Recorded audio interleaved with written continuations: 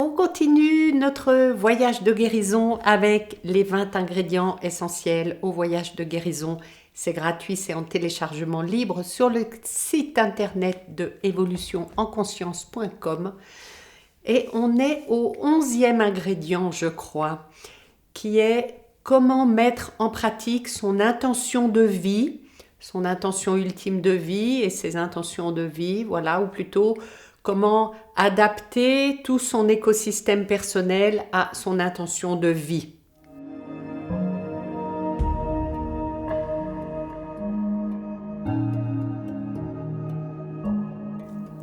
Ça passe par l'alimentation, on l'a vu, c'est beaucoup le cas dans une problématique de santé, mais tout ce que je dis ici, ça peut aussi aller avec tout ce qui est épreuve de vie qui met un peu KO l'état crash, quoi. Donc l'alimentation, comment je nourris le corps qui m'héberge le temps qu'il me prête vie sur cette terre. Toute l'hygiène de vie avec l'exercice, surtout l'exercice physique.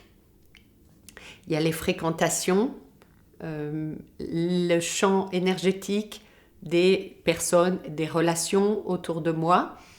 Il y a les inspirations, comment je me nourris, comment je nourris mon âme, le rêve et la nourriture de l'âme. Il y a les divertissements et l'atmosphère dans laquelle je vis, les valeurs, mes valeurs, les valeurs des autres, est-ce que tout ça est en accord? Et puis toutes les informations, on baigne dans un champ, un volume inouï d'informations. Donc, bien comprendre que, et bien sélectionner, une fois qu'on a compris, tout ce qui pénètre l'écosystème personnel, que ce soit en congruence avec l'intention de vie et avec les valeurs. Ça peut faire des changements, ça peut amener à faire des changements, des prises de conscience, mais ça fait partie justement de transformer le terrain, voilà, dans quel contexte est arrivé un déséquilibre de vie, qu'il soit sur la santé ou qu'il soit une épreuve de vie. Voilà, dans quel contexte c'est arrivé, quels sont les ingrédients justement, et faire en sorte que, à la sortie, au rétablissement ou à la reconstruction, ce soit un petit peu nettoyé des choses qui ne vont pas. Et dans toute cette période de conscientisation, d'évolution, de traitement, quand c'est dans la maladie, c'est important de faire ce nettoyage et quitte à réintroduire après, mais vraiment sur ce moment-là, se préserver le plus possible. Donc ça peut commencer par éliminer certaines personnes de son entourage quand la qualité de la relation est nuisible. Et donc attention, il ne s'agit pas de la qualité de la personne, il ne s'agit pas de la personne elle-même qui a toutes ses qualités, etc. par ailleurs, mais il s'agit de la relation elle-même qui n'est pas bénéfique. Voilà. Moi, j'étais dans une relation dont la qualité de la relation, c'est-à-dire l'interaction entre nous deux, était pas bonne pour moi. Ça ne dit pas de la personne d'elle-même qui prétend, qui m'a dit oui, tu as dit que j'étais toxique pour toi. Pas du tout, pas du tout. C'est la relation, c'est l'interaction entre les deux qui n'est pas bonne. Et moi, j'ai effectivement émis le souhait, la volonté d'être seule pendant ma période de traitement parce que c'était plus facile pour moi d'être seule que d'être dans la fumée de cigare ou dans les informations non-stop. Mais voilà, ça ne remet pas en cause l'autre personne parce que c'est au niveau de l'identité qui est un niveau logique assez élevé. Ça ne remet pas en cause la personne, c'est la relation. Donc, dans une période de faible niveau énergétique soi-même, c'est-à-dire que on est en processus intérieur de fragilité émotionnelle et psychologique aussi en général, mais voilà, biologiquement, physiquement, on est à un niveau vibratoire, un niveau énergétique assez bas, donc c'est pas le moment de se charger de poids inutiles. Voilà. Donc le champ informationnel dans lequel on baigne dans la période de traitement eh bien, il est aidant s'il est positif et il n'est pas du tout aidant s'il est pesant, s'il est négatif. Donc, les tragédies du monde peuvent attendre parce que ce qu'on entend aux informations, c'est rarement très positif. Alors, on reste suspendu en se disant, en attendant, quand est-ce qu'on va me dire un truc qui me soulage? Non, personne va te dire un truc qui te soulage sur les chaînes d'information parce que sinon tu vas arrêter de regarder la télé. Donc on te fait peur et on te balance des choses qui vont te tenir un petit peu en alerte. Donc être tenu en alerte sur les chaînes d'information, c'est pas ce dont tu as besoin si tu es dans une période de maladie ou de convalescence, parce que tout ce qui attire ton attention sur autre chose que ce que tu as besoin de faire, de travailler, de réparer, c'est inutile, ça absorbe ton énergie. Voilà, c'est comme des vols d'énergie. D'ailleurs, des personnes te volent ton énergie. D'accord? C'est ça les relations qui sont nuisibles pour toi. Ça ne dit pas que cette personne n'a pas de qualité, ça dit simplement que dans votre interaction, il y a un niveau, il y a un différentiel qui fait que tu y laisses ton énergie et donc ce n'est pas bon pour toi. En général, ce sont des personnes avec des gros égos ou alors des personnes qui sont tout le temps des victimes à se complaindre et que tout va mal, etc. Et là, ça déclenche un peu en toi ton côté un petit peu sauveur ou empathique, mais ça absorbe ton énergie. Et donc ça, c'est pas bon pour toi. Dans les divertissements, c'est pareil. Si tu vas regarder des films d'action avec du suspense, avec de la mort, etc., avec du sang, c'est pas ce dont tu as besoin.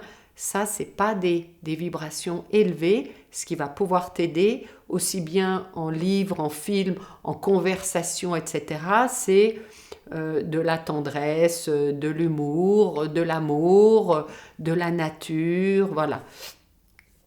Ça, c'est pour essayer de conserver ton énergie. Dans ce qu'il est bon d'adapter aussi, il y a évidemment, j'en ai déjà parlé, donc je ne vais pas aller très longtemps, mais c'est une alimentation qui soit saine, qui soit bio, qui soit végétale, donc qui soit alcalinisante. Et prends le temps, prends le plaisir de préparer toi-même, d'innover, de créer, de faire découvrir aux autres. Moi, j'ai découvert beaucoup de choses. J'ai fait découvrir aux gens autour de moi qui étaient ravis, pas mon bonhomme, mais tous mes invités trouvaient ça très bon, étaient ravis, découvraient, à moins qu'ils m'aient tous baratiné, mais je ne crois pas. Tu peux apprendre et découvrir de nouveaux aliments et surtout apprendre à distinguer ce qui est alcalinisant et ce qui est acidifiant. Ce qui est acidifiant, c'est le terrain de l'inflammation.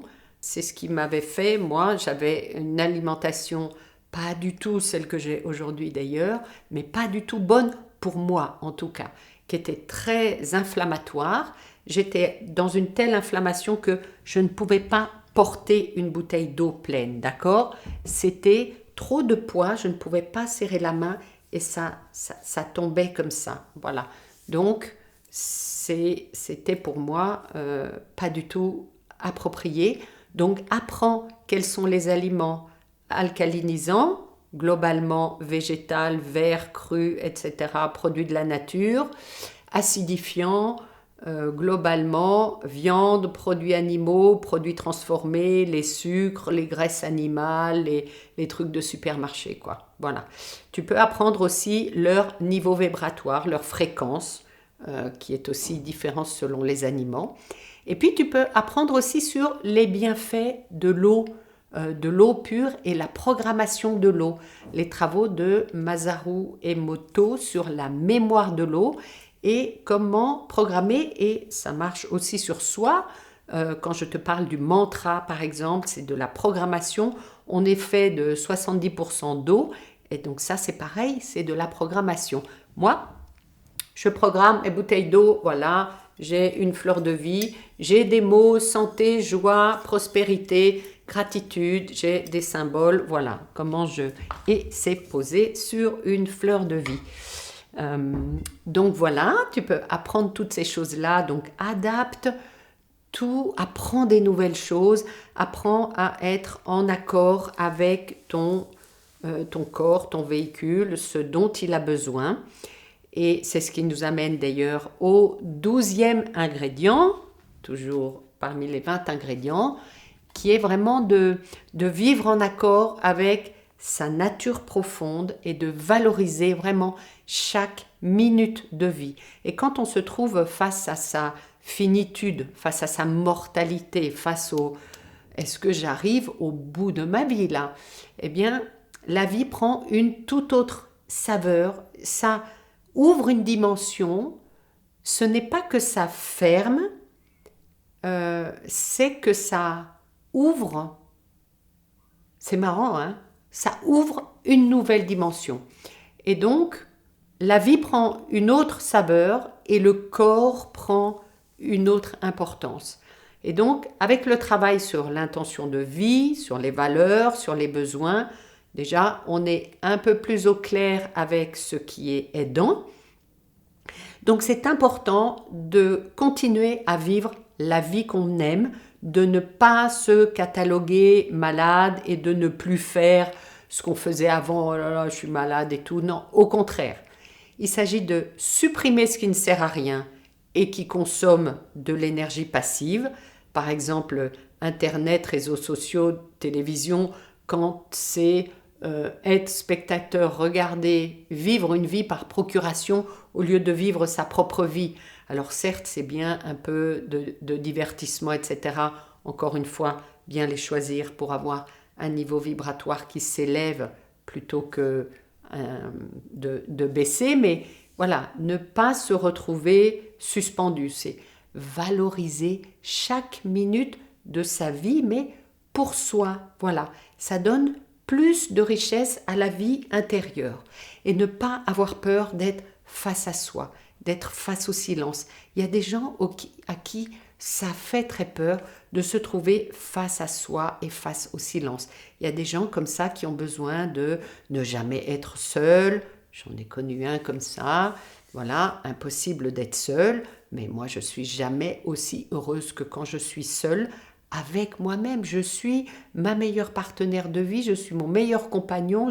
Alors, j'ai plein de gens merveilleux autour de moi. Vraiment, gratitude pour toutes les belles personnes que j'ai rencontrées depuis ces 4 dernières années, depuis la maladie. Voilà, ça ouvre vraiment une ouverture incroyable. Mais voilà, ne pas avoir peur justement de se trouver face à soi-même et face au silence dans ce travail intérieur, d'aller chercher au plus profond de soi ce qu'il y a d'important à écouter. Et l'âme, elle murmure tout doucement. L'ego, il va venir avec sa grosse voix. Oh mais non, tu peux pas faire ça. Si, apprends à écouter, à faire silence pour écouter le murmure de ton âme.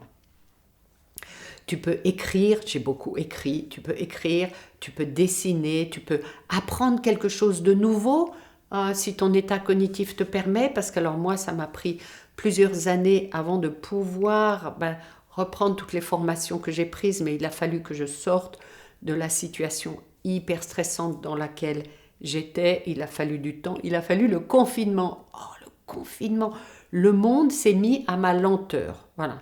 Le monde s'est mis au rythme où j'étais à l'intérieur de moi. Et après, j'ai pu reprendre une vie, ça c'était fantastique. Mais voilà, donc apprendre à peut-être révéler l'artiste qui est en toi, retrouver ton âme d'enfant, voilà. Aller à la découverte de toi. Donc, si toi qui m'écoutes, tu es dans une période de traitement, ou tu l'as été, ou une période de vécu d'épreuve. Voilà, si tu vis quelque chose de difficile là maintenant, qu'est-ce que tu as mis en place? Puisque si tu es dans une période difficile, tu ne peux pas vivre la même vie que tout ce que tu vivais avant. C'est pas possible. Sinon, tu restes dans ta période difficile. Voilà, tu restes dans quelque chose de difficile, de douloureux, voilà. Qu'est-ce que tu mets en place? Qu'est-ce que tu changes? Qu'est-ce que tu élimines? Qu'est-ce que tu remplaces? Qu'est-ce qui n'a plus lieu d'être? Voilà. Comment est-ce que tu peux faire ce passage de transformation pour manifester le changement et la volonté que tu as d'aller vers autre chose pour faire cette transformation intérieure. Et pour manifester justement ce changement, concrètement, dans la matière, je te propose d'aménager chez toi un espace de guérison, chez toi et à l'intérieur de toi. C'est encore un ingrédient, un des 20 ingrédients. Aménager un espace de guérison chez soi et en soi. Et chez soi, ça peut aussi être à l'extérieur. C'est un lieu de tranquillité, d'intimité, voilà, de rencontre avec soi-même.